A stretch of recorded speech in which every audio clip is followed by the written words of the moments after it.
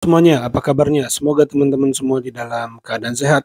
Ya, sekalipun Pak Andika kalah di Jawa Tengah nih teman-teman, tetapi menurut netizen, Jateng itu masih kandang banteng karena satu partai melawan 12 partai dan suara Pak Andika itu masih di atas 40% ya teman-teman. Jadi dianggap banteng masih berkuasa di Jawa Tengah dan Jawa Tengah masih kandang banteng. Nah, bagaimana videonya? Coba kita simak dulu bareng-bareng. Ternyata Jawa Tengah itu masih kandang banteng. 41% itu adalah satu partai. Ingat, yang 59 itu adalah 12 partai. Jadi kalau semisal dibagi 59 dibagi 12, ya kalian hitung sendiri aja deh. Belum lagi serangan fajar dan bansos yang digelontorkan oleh mantan presiden dan presidennya juga yang turun untuk mengendorse. Dan gak cukup sampai di situ, bahwa di awal kampanye pun mobilisasi para kades dan ASN itu sudah mulai digerakkan. Artinya apa? Angka 59% itu adalah angka yang dihasilkan dari semua amunisi yang digelontorkan hanya untuk menumbangkan banteng di Jawa Tengah dan Andika Perkasa. Sampai di sini paham kan bahwa PDI Perjuangan masih menjadi partai terbaik dan kokoh di Jawa Tengah. Mantap analisanya, masuk akal, logis, keren. Pilpres yang berlangsung di tahun yang sama dengan pilkada serentak memang menyisakan dinamika politik yang cukup sengit di tengah-tengah kita di masyarakat, khususnya juga bagi para paslon yang berkontestasi. Kalau kita lihat teman-teman semuanya, masih banyak sekali wacana yang coba digulirkan yang bernarasi tumbangkan PDI Perjuangan, PDI nyungsep, banteng akan tumbang dan lain sebagainya. Narasi-narasi yang mencoba mendegradasi PDI Perjuangan dan juga paslon berkontestasi dari PDI Perjuangan. Tapi hasilnya seperti apa kalau menurut kalian? Mari kita coba simak baik-baik. Kita coba ambil contoh Jawa Timur. Bisa dilihat ya perbedaan jumlah partai pengusung antara Risma Gusman dan juga Khoifah Emil. Tapi ternyata hasilnya tidak sejauh itu dari sisi perolehan suara. Harusnya dengan koalisi sebesar itu Khoifah Emil sudah mendapatkan suara di angka 60% minimal. Sedangkan kita dari Risma Gusman memperoleh suara yang jauh lebih baik daripada suara partai, yang mana suara partai PD itu masih di angka under 20%. Itu baru yang terjadi di Jawa Timur, belum lagi yang terjadi di Jakarta. Di Jakarta khususnya Pramono dan juga Dul unggul dibandingkan dengan Ridwan Kamil seperti itu. Dan juga di Jawa Tengah, sampai membuat Presiden Jokowi harus turun langsung dan juga Pak Presiden Prabowo untuk langsung turun mengendorse paslon yang didukung oleh Kim Plus. Artinya apa? Artinya keberadaan Partai PDI Perjuangan dengan segala paslon yang diusung oleh PDI Perjuangan masih memberikan dinamika politik yang sangat dinamis dan juga memberikan kontestasi yang baik untuk kita sebagai masyarakat yang menonton dan juga menikmati demokrasi di Pilkada serentak 2024 ini. Maka menurut saya kita perlu mengucapkan terima kasih kepada PDI Perjuangan karena telah menyuguhkan kontestasi politik yang dinamis dan tidak membiarkan kekuatan absolut terjadi di negara kita. Yang walaupun dimana peluang PDI Perjuangan akan kalah jauh lebih besar daripada peluang PDI Perjuangan akan menang, mereka tetap maju berkontestasi untuk menghadirkan dinamika politik yang baik untuk kita. Kalau menurut kalian gimana? Komen di bawah. Thank you. Sinyalemen Mas Umam bahwa PDIP tumbang di kandang banteng di Jawa Tengah. Gimana Anda menjelaskan itu? PDIP tumbang di kandang banteng. Kalau ngelawan negara pasti tumbang, Pak. Melawan negara? Melawan negara pasti tumbang. Jadi kan partai politik itu. Gini, ini sudah dibicarakan secara resmi.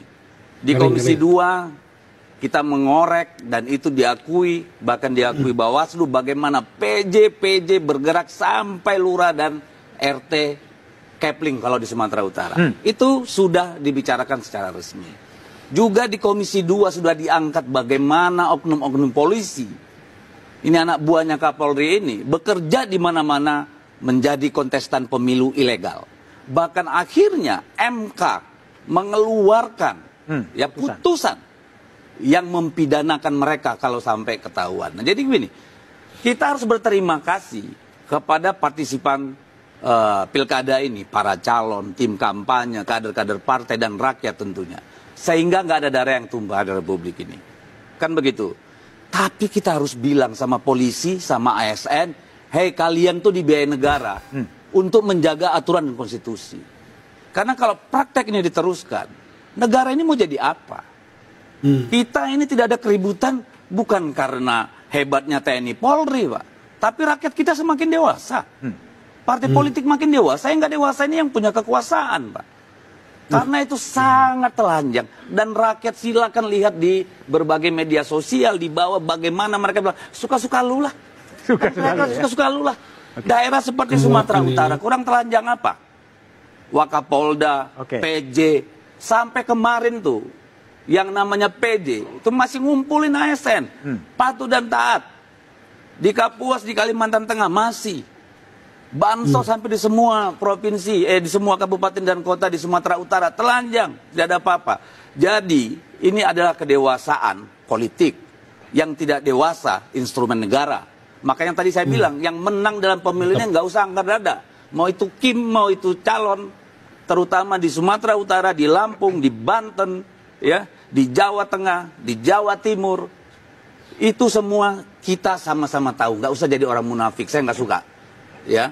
Jadi itu sudah sangat telanjang. Kita mau bilang apa? Dan anomalinya sangat jelas.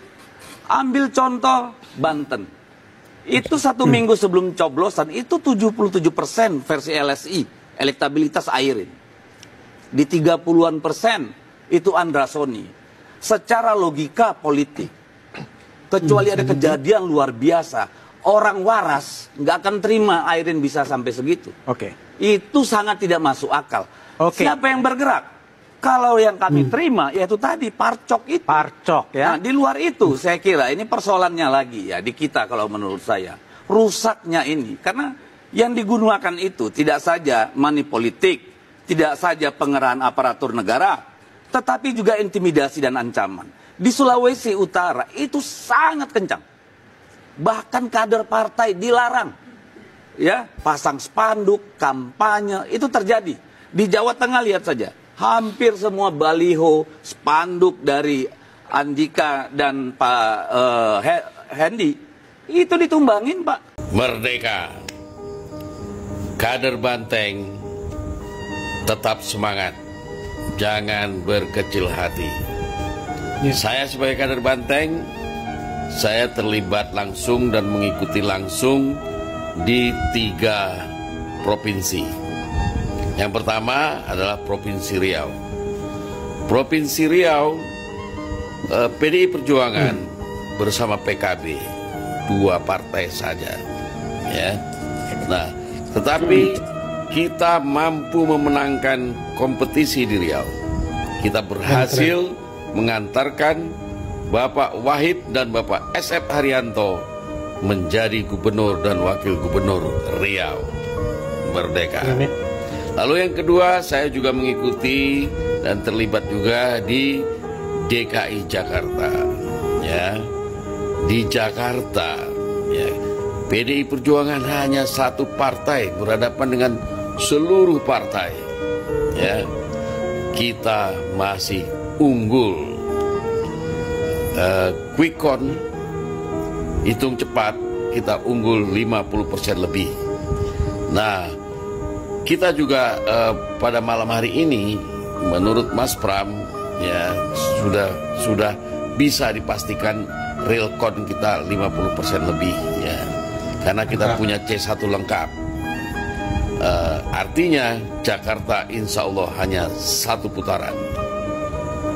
Hidup Jakarta, merdeka PDI Perjuangan. Di Jawa Tengah, PDIP dengan penuh keberanian melawan koalisi combo raksasa didukung oleh presiden, wakil presiden, mantan presiden, aparat, ASN dan sebagainya. Dihitung dari manapun, dari segala sisi, gak bakalan menang. Tapi PDIP dengan penuh keberanian sendirian melawan. Gila bener. Memang gak sia-sia PDIP itu pakai nama belakang perjuangan. Mereka berjuang, gak mengeluh, gak ada takut-takutnya. Respect. Iya, itu ya teman-teman, pilkada ini menjadi bukti PDIP adalah partai yang berjuang, tidak ikut arus, tidak main di zona nyaman. Ya, mereka walaupun sendiri tetapi mau bertarung ya teman-teman, di saat partai-partai lain sekalipun punya kesempatan mengajukan calon sendiri malah memilih bergabung. Artinya tidak memperjuangkan menurut saya ya, ideologinya gitu. Masa sih sama ideologi mereka sehingga mereka dengan mudah bersatu? Tentu sebenarnya ada warna yang menonjol di setiap partai dan sebenarnya kalau mereka punya kesempatan harusnya mereka memajukan pemimpin sendiri agar apa? Warna daripada ideologi partainya itu, visi misi ya teman-teman dan segala kekasan dari partai itu apa ya bisa dipraktekkan gitu ya di dalam kebijakan-kebijakan bernegara, tetapi faktanya menyatu dengan mudah. Nah, berarti ada sebuah prinsip yang apa ya, tidak terlalu khas gitu artinya. Beda dengan PDIP yang sulit sekali rasanya mau bergabungkan dengan koalisi partai manapun. Jadi benar-benar penjajakannya sulit, tidak mudah. Artinya memang ada prinsip yang keras di sana, ada prinsip yang tidak mudah dikompromikan dan saya pikir itulah yang penting dari sebuah partai, yaitu prinsip, yaitu ideologi. Dan itu yang saya pikir harusnya setiap partai masih perjuangkan. Itu kalau respon saya. Kalau menurut teman-teman bagaimana? Coba tulis di kolom komentar. Itu saja video kali ini. Terima kasih yang sudah menyimak sampai selesai. Sampai jumpa di video saya selanjutnya.